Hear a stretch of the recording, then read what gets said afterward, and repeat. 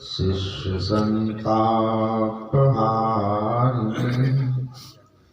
सच्चिदानंद रूपाय रामाय गुरवे नमः।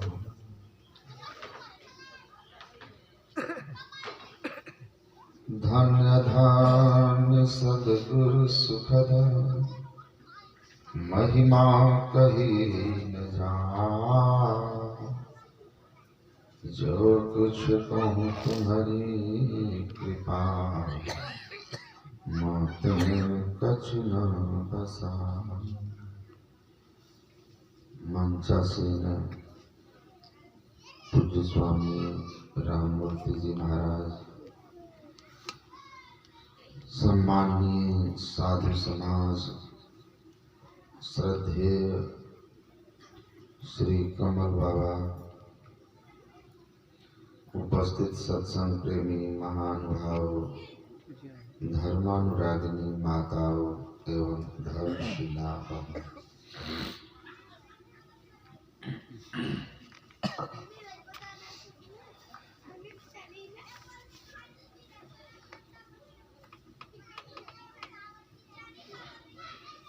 मैं इसी वर्ष जुलाई महीने में यहाँ से बहुत दूर सुदूर एक देश गया था, सिंगापुर।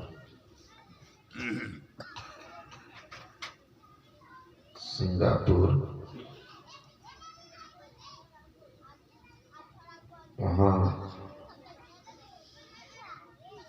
सत्संग के प्रवचन के क्रम में मैं भगवान विष्णु और गरुड़ जी के बीच का जो संवाद है गरुड़ पुराण पर, उसी श्लोक को कोट करके व्याख्या कर रहा है कि भगवान विष्णु ने गरुड़ जी से कहा कि मानव का तन बड़ा दुर्लभ है। अभी आप लोग गुरु महाराज के भजन और बाबा के प्रवचन पर सुन रहे थे। क्षण क्षण पल पल समय सिरावे, नर्तन दुर्लभ फिर नहीं पाए।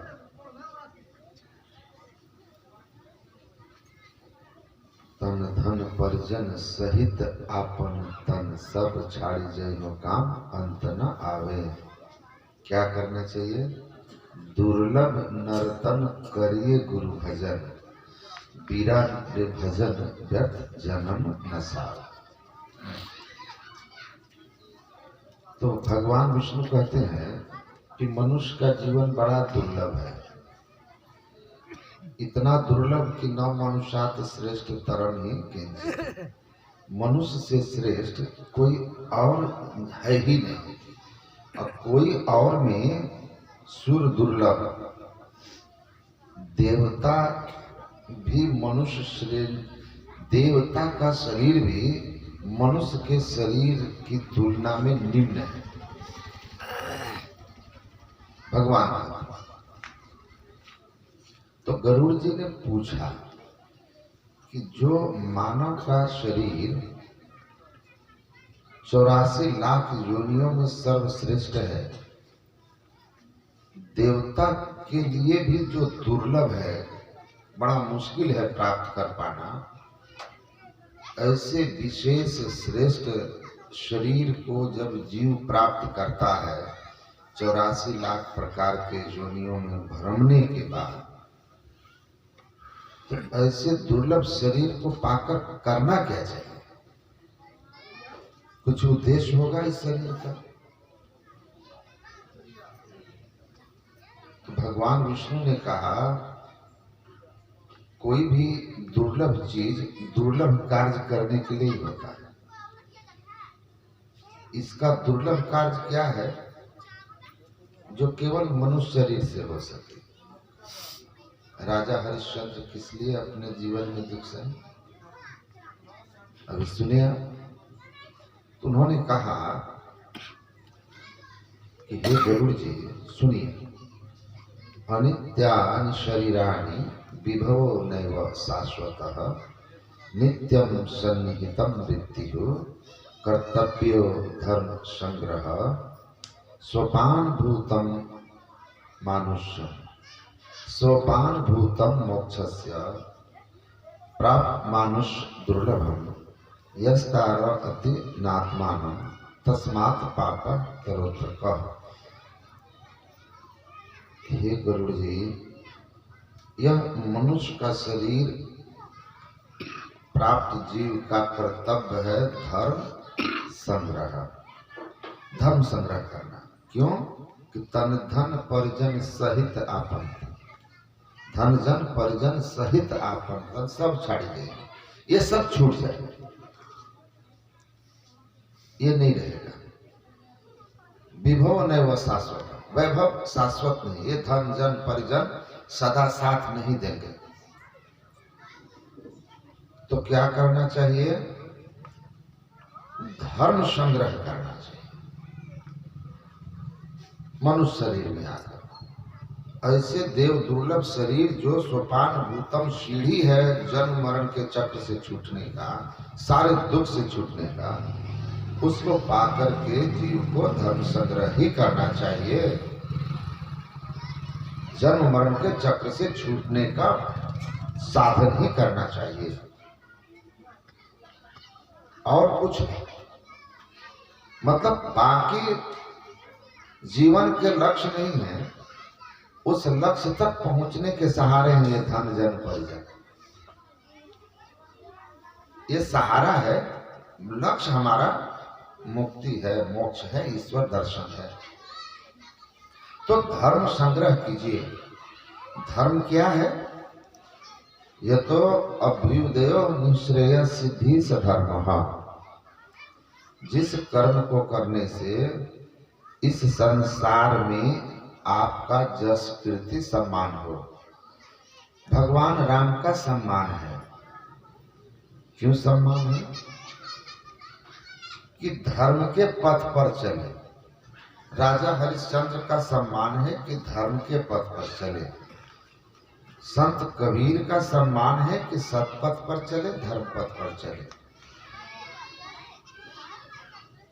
परमाराध्य का सम्मान इसलिए है कि जीवन को सतपथ पर ले गए, इसलिए सम्मान है। अभी हमारे अपराह्न के प्रवचन का कोट भी कर रहे थे ना बाबा, कि कबीर जुलाहा थे, रविदास जूता बनाने वाले, लेकिन आप उस जमाने के सबसे अमीर आदमी का नाम नहीं जानते कि कौन लोग थे उनके समय। लेकिन इन लोगों ने जीवन को सतमार्ग पर लिया, जीवन के लक्ष्य को पहचाना कि पाई न जही परलोक संवारा, परलोक संवारना है हमको, तो परलोक संवारने के लिए सतपथ पर चले, भक्ति के पथ पर चले, सत्संग और ध्यान के पथ पर चले, दुनिया में पूजनीय हो। अमीरों को कोई नहीं जानता, कोई नहीं जानता। मैंने तो इस देश का पूरा भ्रमण किया, मुझे कहीं टाटा वाले का, बिरला वाले का, अंबानी जी का, अडानी जी का तस्वीर किसी चौराहे पर मूर्ति लगी हुई नहीं दिखी। लेकिन इन महापुरुषों के बहुत दिखे, इनके दिखे, अमीरों के नहीं दिखे। तो कहते हैं कि उस कर्म को धर्म कहते हैं जो कर्म आपको संसार में जस कीर्ति सम्मान दे देता हो, सुख देता हो, संपत्ति देता हो, और इसके बाद जो परलोक है, इस देह के बाद का जो आपका जीवन है, वह जीवन भी श्रेष्ठ होता है। लोक परलोक जिस कर्म से श्रेष्ठ बन जाए उसको धर्म कहते हैं। और ऐसा कर्म सत्संग और ध्यान ही है। इसलिए प्रत्येक मनुष्य शरीरधारी को, चाहे वो खेती करने वाला हो, चाहे वो मजदूरी करने वाला हो, चाहे वो नौकरी करने वाला हो, चाहे वो व्यापार करने वाला हो, चाहे राजनीति में हो, सबके लिए जरूरी है कि अपना जो विभाग है, जो उनका काम है, उस काम को करते हुए नित्य नियमित लोक परलोक श्रेष्ठ बनाने वाला सत्संग और ध्यान करना। ये जीवन के कल्याण का मार्ग है, सुख का मार्ग है, जस कीर्ति और सम्मान का मार्ग है। आप कर रहे हैं तो यह जीवन आपका सार्थक हो जाएगा और जिस शांति को आप पाना चाहते हैं वो भी मिल जाएगा। देखिए, तो सब कोई सत्संग ध्यान करें, खान पान को पवित्र रखें, बाकी जो आपका रोजगार है उसको अपना ईमानदारी से कीजिए, परिवार पालन कीजिए, वो ड्यूटी आपकी है, उसको भी कीजिए। जब प्रवचन हमारा समाप्त हुआ उस दिन एक जहां सत्संग के बाद एक युवक, 4-5 युवक थे, उसमें से एक युवक जो है मेरे पास आके कहा कि जो मैंने कहा कि सबको सत्संग और सबको ध्यान करना चाहिए, यह हमारे जीवन में सुख का मार्ग है, आनंद का मार्ग है। इससे आपके जीवन में सुख शांति आएगी, आनंद आएगा।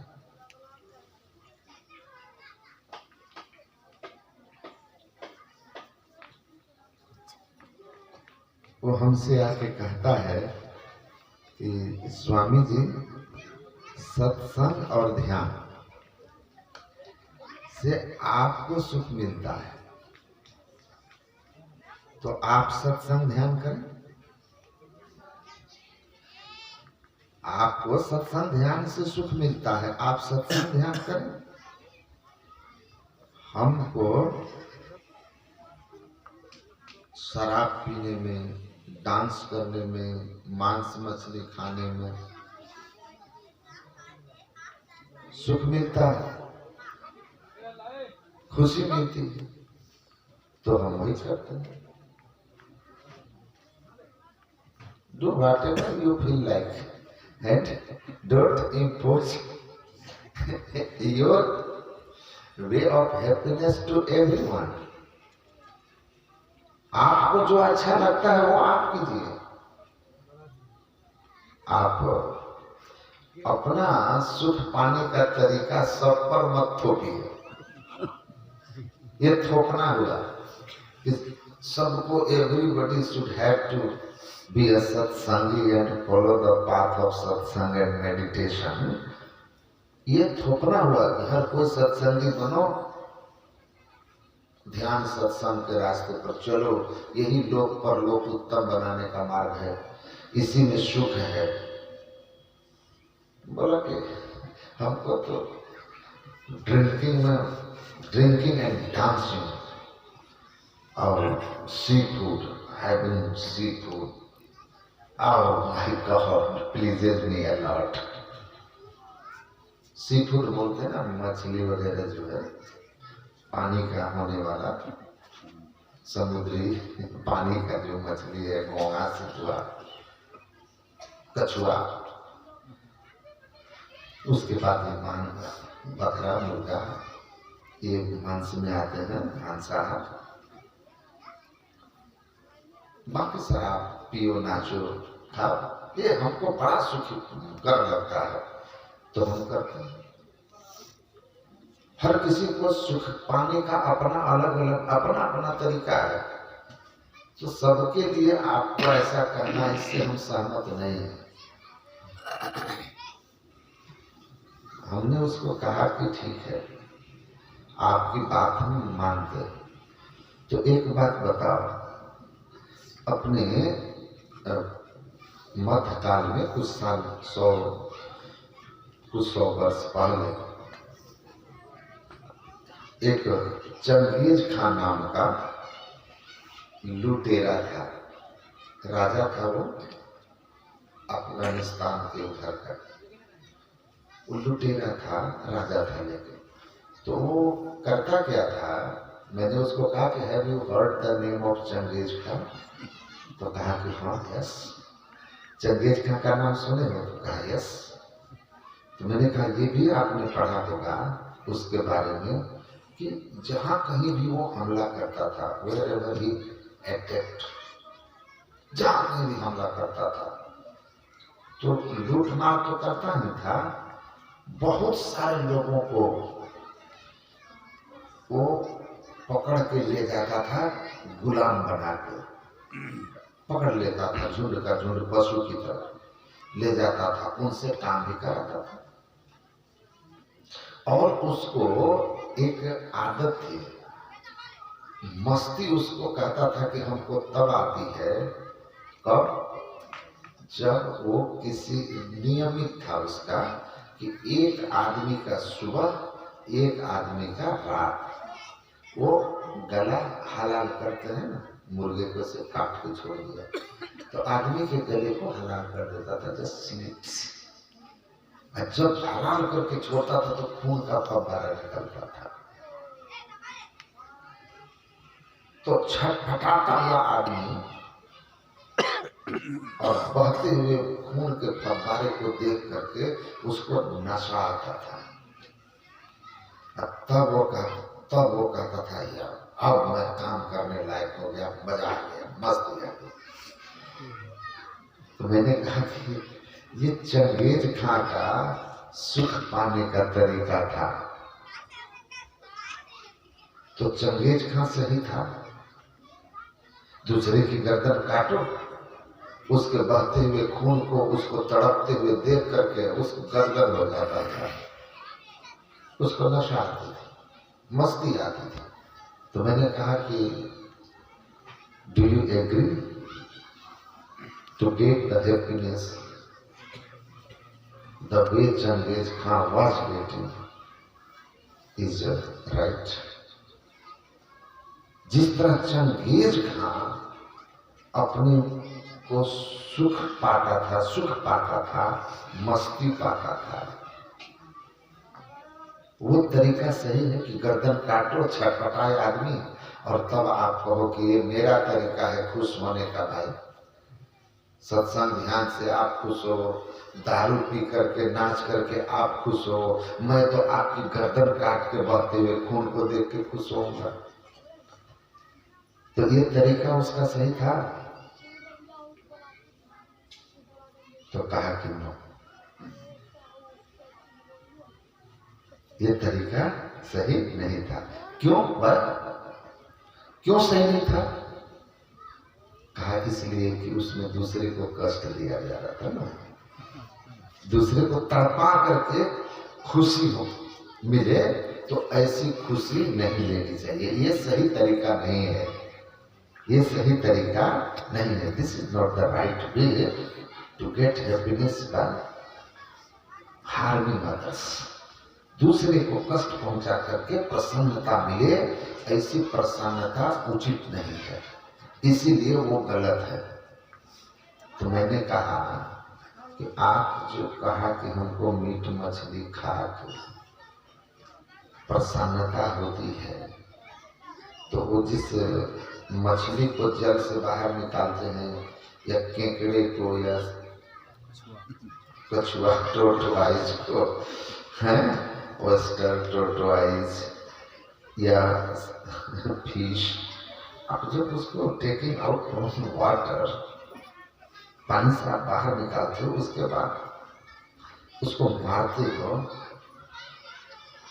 तो उसको कष्ट नहीं होता है। केवल आदमी का गला कटे तो उसको कष्ट होता है, बकरा नहीं तड़पता है। आपने देखा है, मुर्गा खाने वाले देखे होंगे, वो जाओगे मुर्गा के दुकान वाले के यहाँ, वो क्या करता है, फट से गर्दन काट के डाल देता है, उसके बाद फटफड़ाता है। वैसे आदमी छटपटाता है, तो छटपटाता है कि नहीं वो मुर्गा? कुक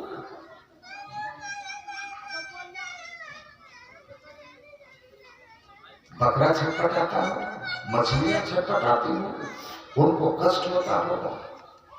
तो आप मांस मछली खाकर जो कहते हो कि हमको खुशी मिलती है, this is the my way of getting happiness, तो क्या ये तरीका आपका गलत नहीं है?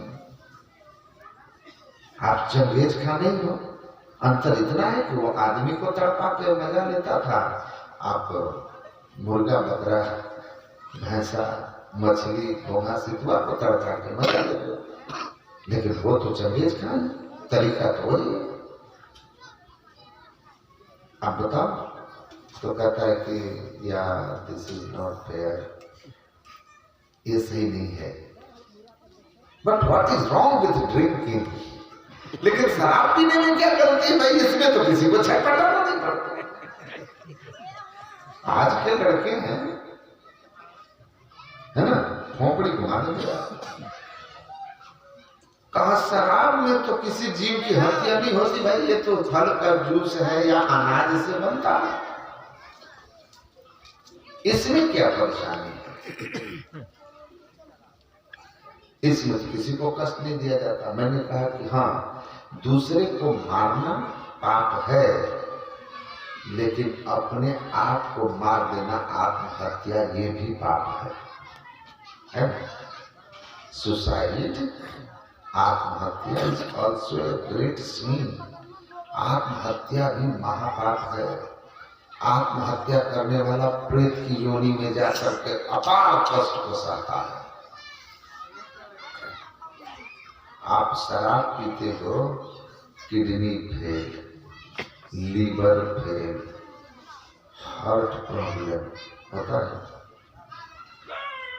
अब किसी को बिना पिए भी हो सकता है उसके प्रारब्ध से, लेकिन पीने वालों के साथ ज्यादा होता है। मैं बहुत सारे पियक्कड़ को देखा जो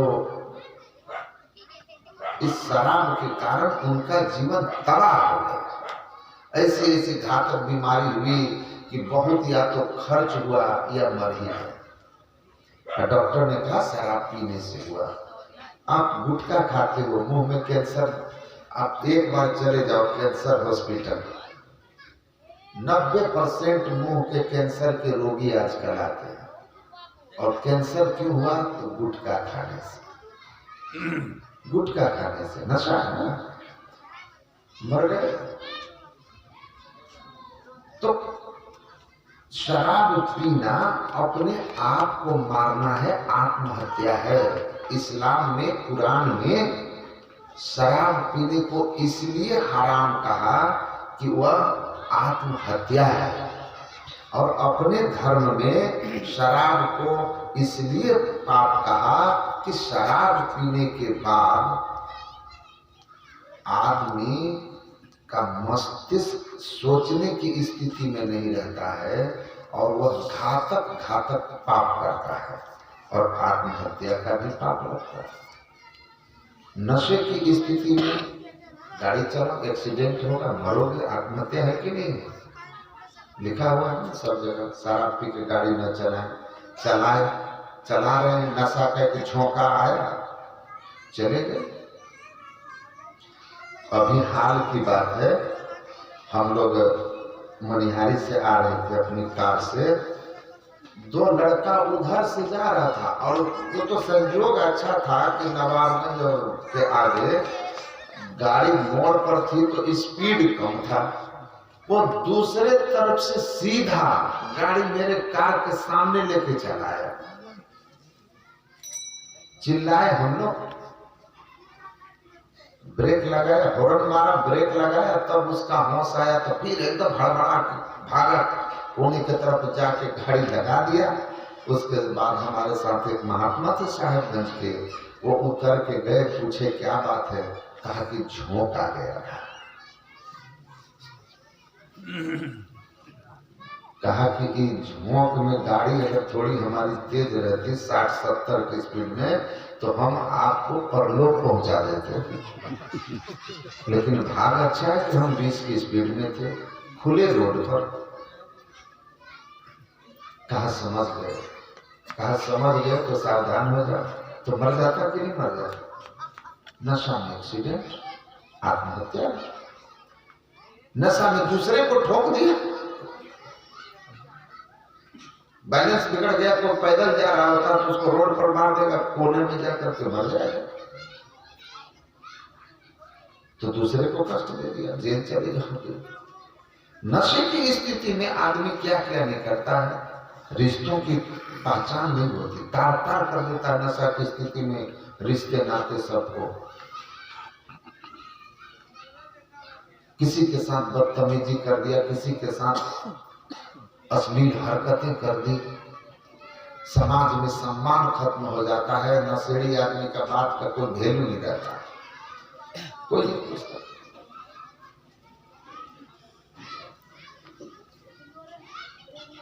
बच्चों का भविष्य खराब कर लेता है, मेहनत की कमाई बर्बाद करता है, घाटा ही घाटा है।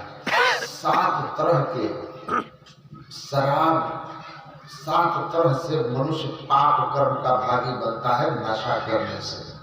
आत्महत्या के पाप लेकर के और 6 तरीके बताए, इतना घाटा है। तो मैंने कहा शराब पीना तो आत्महत्या है। क्या लाभ है शराब पीने से, ये बताओ। अब बोलो क्या कहना चाहते हो? नशा मस्ती है या नशा बर्बादी? तब कहता है वो हमको, you are telling a valid point, आपकी बात वैलिड पॉइंट है, सही बोल रहे हैं कि मांसाहार और नशा दोनों सुख का सही तरीका नहीं है। मैंने कहा दूसरे को कष्ट दे करके कभी कोई सुखी नहीं होता। फिर मांस खाओगे थोड़ी देर टेस्ट आएगा पर पाप लगेगा, नरक में जाओगे। दूसरी बात, नशा पान करोगे वो भी पाप है, आत्महत्या का पाप है। और इन सब चीजों से कहाँ स्थिर सुख मिलता है? शाम में पियो, सुबह उतर जाएगा, है? तो ये सब जीवन के बर्बादी के रास्ते हैं और स्थिर सुख किसी को इससे नहीं आता। सुख चाहिए ना तो करिए गुरु भजन, आप सदगुरु की सदयुक्ति लेकर भजन कीजिए और देखिए जीवन के आनंद का अनुभव करिएगा। इसे बाबर को जब कहा, बाबर ने जब गुरु नानक देव को कहा कि मैं आज आपको एक ऐसा विदेशी शराब पिलाऊंगा जो मैं खास मेहमान को ही पिलाता हूँ, बिरला किसी किसी को, बड़ा महंगा है, बड़ा टेस्टी, और इसका जब नशा चढ़ता है ना उस मस्ती में आप डूब जाओगे। और ये संत हरि रस में भयाज हरि रस पी मतवारा, 8 पर झुमती बीते डाली दियो सब भारा। हाँ? ये इस मस्ती में रहने वाला अपने अंदर के हरि रस में मस्त। इन्होंने कहा बाबर को क्या पिला रहे हो? ये नशा जो आप दे रहे हो ना, ये तो कुछ भी नहीं है। पोस्त भंग अफीम मद नशा उतर जाए प्रभाव। ये सारे नशा कितना महंगा हो, सुबह पियो शाम, शाम में पियो सुबह, उतर जाए, सुबह उतर जाएगा। हमारे अच्छे थे जमींदार थे बहुत बड़े, उनको हाथी था, उनका एक नौकर था हेमू, और मालिक का भी नाम था हेमचंद राय, नौकर का नाम था हेमू। मालिक नौकर में बड़ा प्रेम था, उनका पशु उसु का काम करता था, गरीब आदमी था, आदिवासी समाज से था। गया मालिक उसको कहा कि रे हेमू, वहां से निमंत्रण आया है, कोई है नहीं, जाओ निमंत्रण कर देना, खा के चले आना। वहां गया तो पार्टी चल रही थी, तो पियकड़ी भी चल रहा था, तो गया तो इसको भी 2-4 पे पिला दिया। पी के उधर से आया तो ऐसे ही लालटेन वगैरह पहले तो जला के लोग बैठे हुए, 2-4 लोगों के साथ जमींदार बैठ के बात कर रहे थे। आया, जेब में 20 का नोट था उसका, और 20 का नोट ऐसे निकाल के कहे, मालिक ये हाथी हम लेंगे, हम अपने दरवाजे पर हाथी बांधेंगे, ये हाथी हम लेंगे, दाम बोलिए कितना है। और 20 का नोट ऊपर निकाले, फिर नीचे रख दे। मालिक हाथी का दाम बोलिए। क्या समझते हैं हेमू गरीब है? कोई किसी से गरीब नहीं। आज हाथी लेंगे, इसी पर चढ़ के जाएंगे, दरवाजे पर हाथी लगाएंगे, हेमचंद्र राय और हेमू मुर्मू बराबर में रहेगा।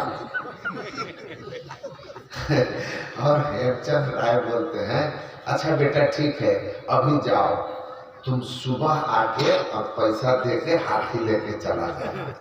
सुबह आना। चला गया, समझा बुझा के भेजे, सुबह हाथी दे देंगे, अभी नहीं, पैसा अभी हम नहीं गिनेंगे। जाओ, चला गया। सुबह आया, थोड़ा लेट से उठा, दारू का नशा उतर गया था। आया, आके अपना गाय खोल रहा है, इधर उधर कर रहा है। कहा रे हेमू, कहा हमारी, अरे तू रात में हाथी खरीद रहा था, तो हमको भी खिलाने पिलाने में बहुत खर्च पड़ता है, तो आओ बातचीत करते हैं, हाथी का दाम फाइनल करते हैं। मजाक किया। कहता मालिक को खरीदने वाला भोर होते होते चला गया, भाग गया, भोर होते होते भाग गया मालिक, अब नहीं है। अच्छा ग्राहक भाग गया, हम लोग भाग गया मालिक। अच्छा कौन ग्राहक था रे? कहा मालिक वहां दे दिया ना, अंग्रेजी दारू था 2-4 पैक, बस उसके बाद तो हेमचंद राय से बढ़ के हेमान हो गया। तो हंसने लगते, तो बोले हम समझते हैं, हम जानते हैं इसकी महिमा क्या है। 20 रुपया निकलता है, हाथी का नाम रखा। तो यही हाल है, पी लोगे नशा देख लेते, उतर गया।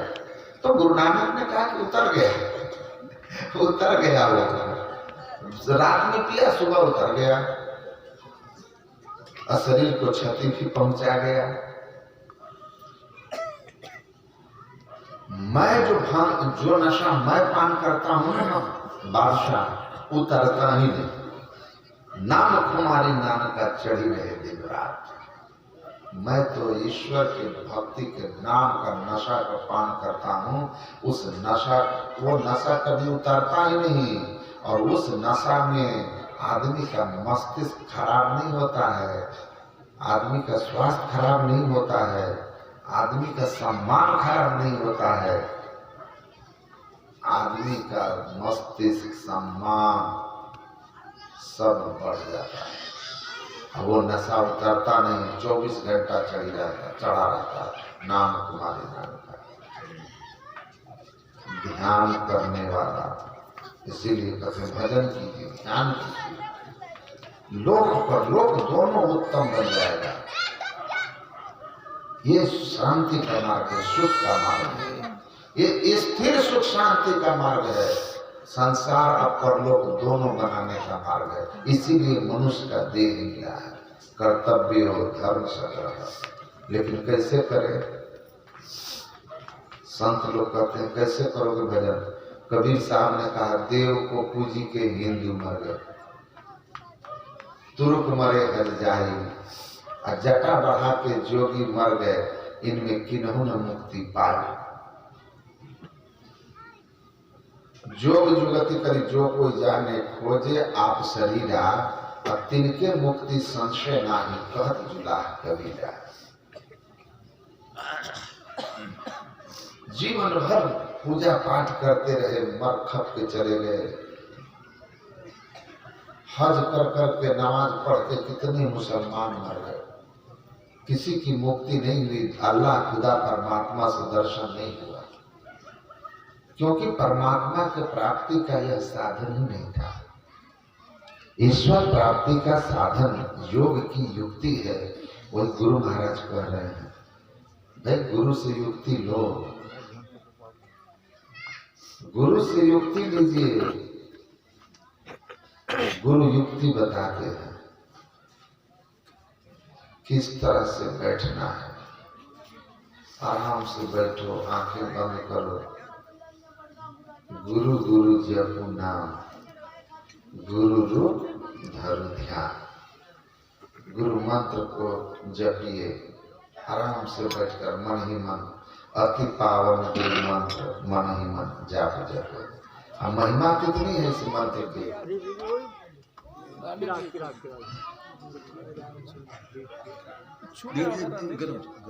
अच्छा, वो ऐसे हो गया। आराम से महिमा क्या है, नाम जपो। तो कहते हैं कि गुरु गुरु कल्प विटप, कल्प वृक्ष। कहते हैं स्वर्ग में कल्प वृक्ष है, उसके नीचे जाकर जो मांगोगे वही मिल जाएगा। संत लोग कहते हैं वो कल्प वृक्ष होगा स्वर्ग में, धरती पर गुरु मंत्र कल्प वृक्ष है। संत से लेकर के मंत्र जपो तो सकल कार्य सारना, तुम्हारा सारा काम सिद्ध होगा। इस मंत्र की शक्ति है। फिर गुरु की मूर्त हृदय बसावे, जो इच्छे सोई फल पावे। गुरु नानक कहते हैं गुरु रूप का ध्यान करो, जो इच्छा सब पूरा, सब इच्छा पूरा करेंगे वो। देवता में और संत में यही अंतर है। देवता दुकानदार की तरह है और संत पिता की तरह है। कोई पैसा लेके दुकानदार को कहेगा कि गुटखा दीजिए, दे देगा। सिगरेट दे दीजिए, दे देगा। लेकिन बेटा अगर बाप से कहेगा कि पापा गुटखा दीजिए, खाएंगे, नहीं देगा। सिगरेट दीजिए, नहीं देगा। क्योंकि वो देगा जिससे उसके पुत्र का क्षति ना हो, हानि ना हो, पुत्र की भलाई हो। दुकानदार को पैसा चाहिए, इसीलिए कहा तुलसीदास ने, आए देव सदा के स्वार्थी। देवताओं का पूजा करो, तंत्र सिद्धि हो जाएगी। किसी को मारने के लिए कर लो, हो जाएगा। भस्मासुर क्या था, सिद्धि वरदान क्या मांगा था भाई, किसी के सिर पर हाथ रख दे तो वो जल के भस्म हो जाए। ऐसा वरदान बाप बेटा को देखा। इसीलिए कहा संत सदगुरु पिता से भी बढ़कर होते हैं। मातों के अधिक छो करे, पितों के अधिक भलाई है। अकुल मालिक होते बढ़ के कृपा धारे, गुरु सम कोई न सहाय है। माता से अधिक चिंता, माँ भी सो जाएगी ना तो बच्चा पलंग से गिर सकता है। सोए हुए में माँ से ही करवट बदलने पर बच्चा दब के दुखी हो सकता है। लेकिन संत सदगुरु के शरण में रहने वाला जीव वो सोते ही नहीं है, 24 घंटा रक्षा करते हैं। प्रभु गुप्त है, गुरु प्रकट है एक ही दयाल, हरदम जपो कभी ना हटो, तुझे छेड़ेगा ना था। हरदम रक्षा करे। तन मन आत्म रक्षक है गुरु, गुरु के नाम एक ले हुए। और माता पार्वती तो कहती है, गुरु भक्तिया करो नास्ति भक्ति शास्त्रे तु सर्वतः, गुरु पूजा बिना माता कोटि पुण्यम वृथा भवे। माता पार्वती भगवान शिव से कहती है, गुरु भक्ति से बढ़कर कोई भक्ति नहीं।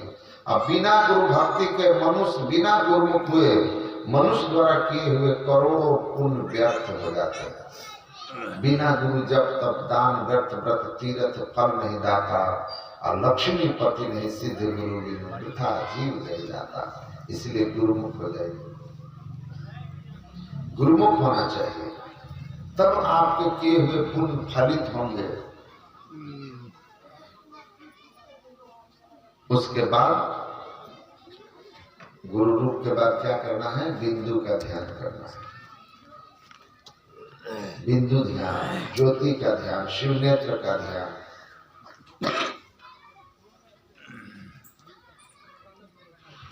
उसकी विधि सीख लीजिए।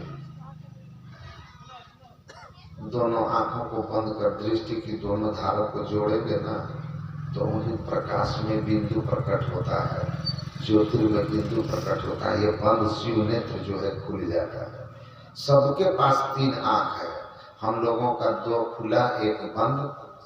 साधन करके संत इसको खोलते हैं, ये मोक्ष का द्वार है, शिव नेत्र तीसरा नेत्र।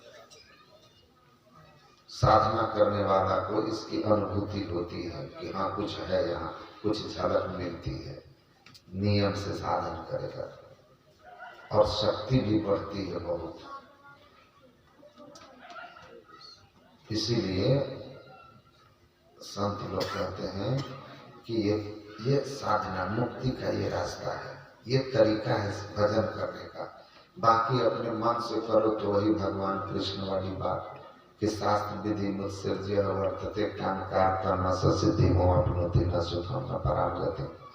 शास्त्र विधि को छोड़ करके अगर आप अपने मन से ध्यान करते आ रहे हो पूजा पाठ, तो न सिद्धि होगी, न सुख मिलेगा, न परम गति होगी। तो शास्त्र विधि यही है, वेद पढ़ेंगे आपको यही मिलेगा कि क्या करना चाहिए।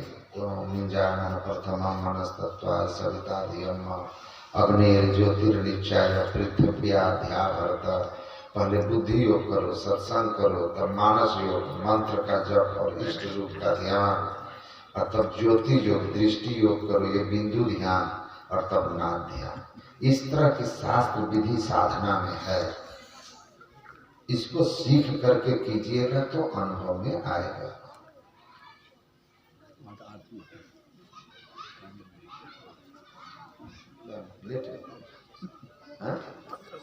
अच्छा ठीक है, 15 मिनट तो हम हंसते हंसते बोल रहे हैं।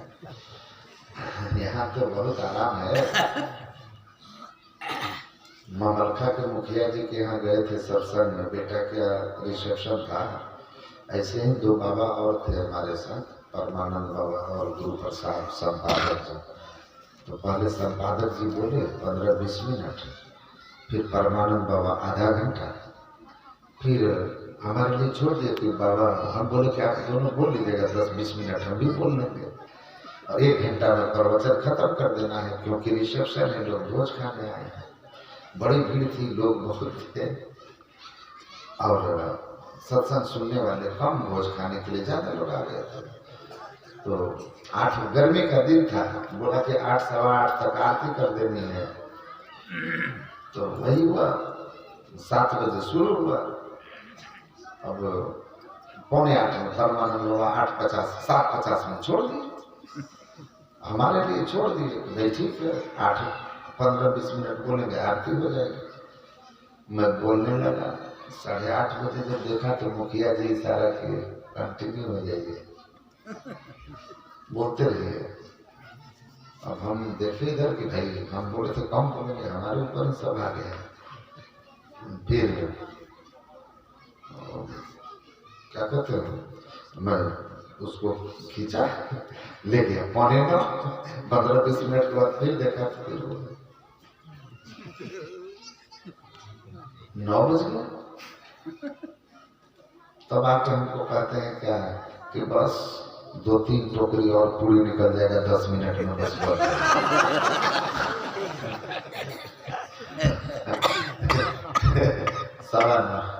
सवा नौ बजे तक हम बोले। तो चलो यहाँ तो भाई अभी बहुत, यहाँ तो ठीक है, 8:30 होने को है, बस 15 मिनट है। बहुत अच्छा सब्जी बना, हम देखते हैं, बहुत बढ़िया बना है, पनीर वगैरह सब बना। इसीलिए थोड़ा वेट भी करना पड़े तो करना है, लेकिन छोड़ना नहीं है। रात और शाम का भोज को देखिए, मैं कहता कि भजन का विधि जान के कीजिए, सुख मिलेगा, सुख मिलेगा।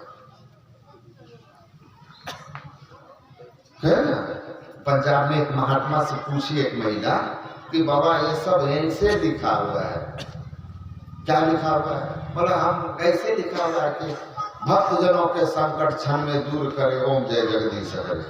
वो बाबा मेरे सामने पूछी थी वो महिला, वो बाबा बैठे हुए थे, वो बोलते हैं कि कैसे भक्त का संकट क्षण में दूर करे। उसमें लिखा है कि नहीं लिखा है? तो कहा क्या लिखा है? लिखा नहीं है जो ध्यावे फल पावे। जो ध्यावे, ध्यावे मतलब ध्यान करेगा, बैठ करके जो एकदम ऐसे बैठेगा, एक मंत्र का जप करेगा, फिर रूप का ध्यान करेगा, फिर ज्योति ध्यान करेगा। गुरु महाराज कहते हैं कि देखो ऐसे साधन में चलत पंथ सुख होत माना है। इस तरह की भक्ति करोगे एकदम निष्ठा से, इस मार्ग पर चलते हैं जीवन में सुखानुभूति शुरू हो जाएगी, जीवन में परिवर्तन शुरू हो जाएगा, जीवन सुखमय होने लगेगा। ये अपने अंदर में आत्मा का आनंद, परमात्मा का आनंद आपको अनुभव में आएगा। उनकी कृपा, गुरु की कृपा, गुरु कृपा हो भाई हो दुख नाश हो। इस मार्ग पर चलिएगा, ये शास्त्र विधि से साधना है। अपने मन से कर रहे हैं, करते रहो, करते रहो। दुर्गा पूजा आएगा, 9 दिन तक नवरात्रा में दुर्गा दुर्गा, 10वें दिन से मुर्गा मुर्गा। क्या होगा? इस दुर्गा दुर्गा के बाद जो मुर्गा मुर्गा होगा तो कहाँ गया? दुर्गा माँ आपको कहीं खुश नहीं होगी, कभी खुश नहीं होगी। आप अज्ञानता में हैं। आप देवी भागवत पढ़िए, माता देवी दुर्गा शक्ति साफ साफ बोली है, मेरे नाम पर जो निरीह जीव को मारता है, खाता है, देवी देवताओं के नाम पर, यज्ञ के नाम पर, देवोपहार व्याजेन यज्ञ व्याजेन वा अथवा घनंति जंतुगत घृणा घोरा तयाति दुर्गति। हमारे जगत जननी के नाम पर, यज्ञ के नाम पर जीवों को मारता है, अपना जिह्वा का स्वाद लेता है, घोर नरक में जाएगा, क्योंकि वो हमको भी बदनाम करता है, हमको भी बदनाम करता। मैं जगत जननी, सब जीव की माँ है। कौन माँ अपने माँ एक बच्चे का खून पसंद करेगी चढ़ाना? का घोर नरक में जाएगा। लेकिन क्या है कि चल रहा है, पंडित जी को भी जीव का स्वाद चाहिए और आपको भी चाहिए।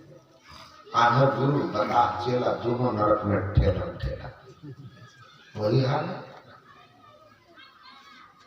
तो ज्ञान नहीं है, पुण्य के नाम पर पाप किए जा रहे हो। समझो बात को, समझो बात को। विवेक दृष्टि है, धर्म को जानो। पहले लोग पढ़ते नहीं थे तो जो कह दिया जाता था वही मान लेते थे। अब सब पढ़ते हैं। मैं किसी का विरोध नहीं करता, लेकिन सत्य बात तो कहना पड़ेगा ना, नहीं तो जानिएगा कैसे? कैसे जानिएगा? एक आदमी हमको कहने लगे कि संत मत के सत्संग से जो है ना, कि पंडित जी लोगों का इज्जत आप लोग खत्म कर दिए। हमने कहा कि कौन बोला? गलत बात है। पंडित का इज्जत न कभी खत्म हुआ था न होगा, और पंडित होना चाहिए। पंडित के जो लक्षण शास्त्र में हैं, वो लक्षण किसी में हो तो उसका जरूर आदर करना चाहिए, जाति उसकी कोई हो। अच्छा आदमी किसी जाति में पैदा हुआ हो, ब्राह्मण हो, क्षत्रिय हो, वैश्य हो, दलित हो, कोई हो, उसका सम्मान करना चाहिए। पंडित का लक्षण भगवान कृष्ण का विद्या विनय संपन्न ब्राह्मणी गवि हस्तनि सुनी चैव स्वपाके च पंडित संदर्शना। का विनय से संपन्न ब्राह्मण हो, गाय हो, हाथी हो, कुत्ता हो, चंडाल हो, जो सब में समानता का भाव रखता हो, भेद दृष्टि नहीं रखता हो, ऊंच नीच का भाव नहीं रखता हो, उसको पंडित कहते हैं। तो ऐसे भाव में जो रहेगा उसका तो आदर करना चाहिए। सब जीव मात्र के प्रति जिसका सम्मान है, क्यों नहीं आदर करेंगे उनका? तो हम बोले कि जो सत मार्ग पर चलते हैं उन सबका सम्मान है महाराज। तो इतना इतना ब्राह्मण लोगों ने धर्म की रक्षा के लिए किया, उस सब भूल गया लोग। हम बोले 2-4 नाम जोड़वा दीजिए, तो 2-4 सूरदास, तुलसीदास, फलना ऋषि। मैंने कहा कबीरदास कुछ नहीं किए, रविदास कुछ नहीं किए, नाभादास कुछ नहीं किए, ये लोग कुछ नहीं किए थे क्या? कि इनका भी उपकार है, तो इनके उपकार पर इनके जो वर्ण वाले जाति वाले हैं उनका सम्मान क्यों नहीं करना चाहिए? और फिर हमने उनको बड़ा कटु बात कह दी। हमने कहा सुनिए, आप लोग हम लोगों को कभी भी मेल प्रेम में होने ही नहीं दीजिए। हमेशा सब जगह एक है, खाने की बारी आएगी तो पंगत में अलग हो जाइएगा, वहां आप विशेष हो जाइएगा, तो हम आपको पीछे के पंगत में बैठने को तैयार ही नहीं। तो फिर हमने उनको कहा कि आपको मैं कह रहा हूं कि भगवान जो थे ना, एक बार हिरण्याक्ष को मारने के लिए सुअर जोनी में आए थे, जानते ना, वराह अवतार, वराह मैंने सुअर का रूप धारण किए, अब मारे थे। हिरण्याक्ष राक्षस था, हिरण्यकशिपु का भाई था। तो मैंने कहा कि इसका क्या मतलब कि रोड पर जितना सुअर घूम रहा है सबको हम हिरण्याक्ष भगवान वराह समझ के प्रणाम करने लगे क्या? जो शौच पैखाना खाता है वो सुअर को प्रणाम करे कि इसके कुल में भगवान पैदा हुए थे, ईश्वर पूज्य है, भागते क्यों है सुअर से? उसके कुल में भी तो भगवान आए थे ना वराह। मैंने कहा बस समझ में आई बात। कोई किसी कुल में बहुत अच्छे रहे, भगवान कृष्ण यदुवंश में आए तो क्या मतलब है कि चोर उचक्का कोई रहेगा उसको भी आदर किया जाएगा? भगवान राम आए तो उसका क्या मतलब कि सबको आदर किया जाएगा जो चर उनके कुल में हुए, कि कर्म के कारण उनकी पूजा हो रही है ना। तो एक भगवान सुअर बन के हिरण्याक्ष को मार दिए तो सब सुअर को प्रणाम करें हम। वैसे कोई आपके कुल में योग महापुरुष हुए, इसका क्या मतलब कि मांस मछली अंडा आंख से देख रहे हैं, दारू पी रहा है, अब उसको भी प्रणाम करें? ये तो वही हुआ कि एक सुअर के कारण सबको प्रणाम करना। तो फिर एकदम से साइलेंट हो गए। मैंने कहा भगवान कृष्ण ने कहा है चतुर्वर्ण मया सृष्टम गुण कर्म विभाग सब, गुण और कर्म के आधार पर हमने 4 वर्णों की व्यवस्था की है।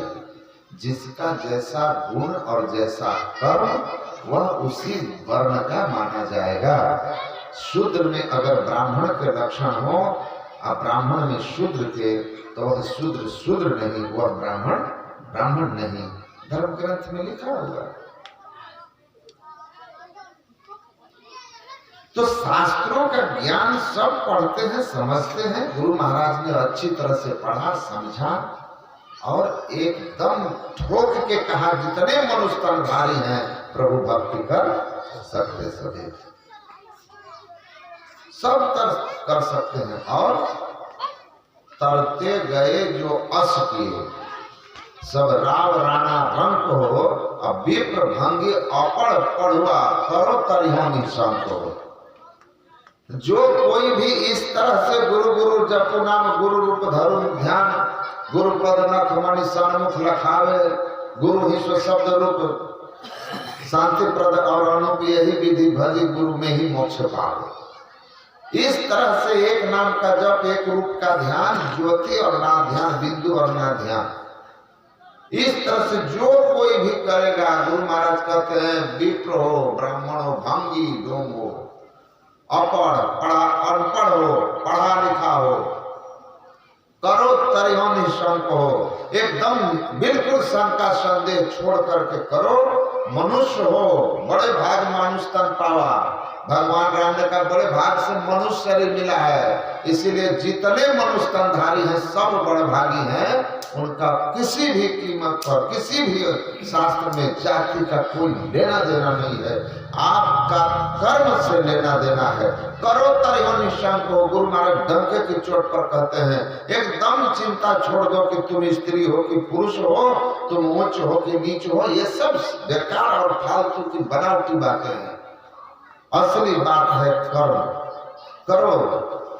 तुमको 5 आदमी ना माने, 95 रोज कहेगा सब संतन की बड़ी बड़ी आगे। हमें रविदास जी की भी महिमा होगी, कबीर की भी महिमा होगी, कोई भेद नहीं होगा। स्वपथ की भी महिमा होगी जो डोम जाति में थे। तो अच्छा कर्म करने वाले तुलसीदास की भी महिमा होगी जो ब्राह्मण कुल में थे। बढ़िया पलटू दास की भी रोज महिमा कही जाएगी। मेन चीज कर्म है। इसीलिए मनुष्य शरीर में आए हो तो मनुष्योचित कर्म करो। मनुष्य का कर्म है भगवान ने कह क्या कर्तव्य धर्म संग्रह। धर्म संग्रह करो। धर्म है जिस कर्म से लोक और परलोक दोनों में जस कीर्ति और आपका जय जयकार हो जाए। संसार भी सुखमय हो, आदरणीय हो, और इस जीवन के बाद का जीवन भी मुक्तिमय हो, सार्थक हो गया, परमात्मा के धाम में चले गए। इसीलिए नियमित सत्संग और ध्यान करिए। बाकी याद रखिए समय बीत रहा है, एक एक क्षण के साथ श्वास के साथ जीवन बीतता चला जा रहा है।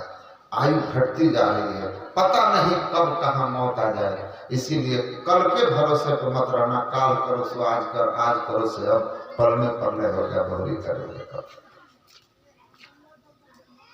गोरखनाथ ने कहा सप्त धातु का काया पिजरा तमाही जुगत बिन सुआ। और सदगुरु मिले तो उबरे बाबू, नहीं तो परले हुआ। ये सप्त धातु का बना हुआ काया रूपी पिजरा में जीव रूपी सुग्गा बंद है। संत सदगुरु मिल गए, सदयुक्ति बताएंगे इस पिजरा से निकलने का मार्ग। ये 10वां द्वार यहाँ से निकलता है तो मुक्ति में जाता है। इधर आंख से, कान से, नाक से, मुंह से कहीं से निकलोगे तो जम पकड़ लेगा। जम पकड़ लेगा। अब बढ़िया पकड़ जम ले चला कोई संग न साथी हो। तो 10वें द्वार का भेद जानिए। यही ध्यान है मोक्ष का द्वार। 10वां द्वार शिव ने तो सुषुम्ना खोलने की युक्ति, इस तरह की साधना लोक पर लोक उत्तम बनाता है। और अगर नहीं मिल पाया तो भगवान कृष्ण कहते हैं घबराना मत। एक बार इस मोक्ष द्वार के साधन में लग गए, भक्ति में लग गए, जो शास्त्र सम्मत भक्ति है, गुरु से युक्ति लेकर, तो नेहा विक्रम नास्वस्ति प्रत्यवायो न विद्यते स्वल्पम अपि यस्य धर्मस्य त्रायते महतो भया। थोड़ा थोड़ा भी ध्यान अभ्यास कर रहे हो तो शरीर छूट जाएगा तो ध्यान का संस्कार भक्ति बीज बीज से नहीं जुड़ जाएगा। आपको मनुष्य शरीर से नीचे गिरने नहीं देगा, नीचे जोनी में जाने नहीं देगा। और धीरे धीरे यह साधन भक्ति हर शरीर में आपका बढ़ेगा और अनेक जन्म संसिद्धि तत्व जाति परायण गति। कुछ जन्म के बाद आप मोक्ष प्राप्त कर लेंगे। इसीलिए जीवन मिला है, जीवन छोड़ भया भव घोर, कहाँ धन जोर करोड़ बढ़ावे, जीव दया करु साधु की संगति पैनो अमर पद। तो क्या करना चाहिए? जासे कर्म छिपावत हो सो तो बैठा घट में घट छाए। भाग गहो सरणी धरणी सरणी, नहीं तो आवत काल कमान चढ़ाए। कहते हैं सीधे तुरंत भागिए भागी धर्म गुरु चरण भाई। उठो और जल्दी से सदगुरु के चरण पकड़ के सदयुक्ति ले लो, नहीं तो पता नहीं काल का कमान कब किधर से धंस जाए आकर के। अब पता चला कि राम नाम सत्य हो गया। अब मन दुर्लभ मनुष्य शरीर बिना भक्ति के निकल गया तो फिर 84 जाए, कीट पतंग योनि इधर से आए तो फिर चले गए। तो दुर्लभ जीवन का लाभ उठा लीजिए। राम प्रसाद बाबू बड़ी का एक पुण्यात्मा पुत्र, उनकी पुण्यात्मा धर्मपत्नी और इन लोगों का अपना पुण्य प्रताप कि देखिए यहाँ पर कितना सुंदर व्यवस्था करके सत्संग का ज्ञान यज्ञ का व्यवस्था कर दिए। तो उस पुण्यात्मा के पुण्य फल का लाभ सबको मिल रहा है। गुरु महाराज से मेरी प्रार्थना है कि आप लोगों का जीवन यह मानव जीवन सही दिशा में चले, जिससे लोक पर लोक आत्माओं का उत्तम बने। प्रातः काल फिर सत्संग में आइएगा। कल 9 बजे तक हम लोग सत्संग समाप्त करेंगे, क्योंकि हमको जाना है दूसरे जगह कार्यक्रम में। श्री सद्गुरु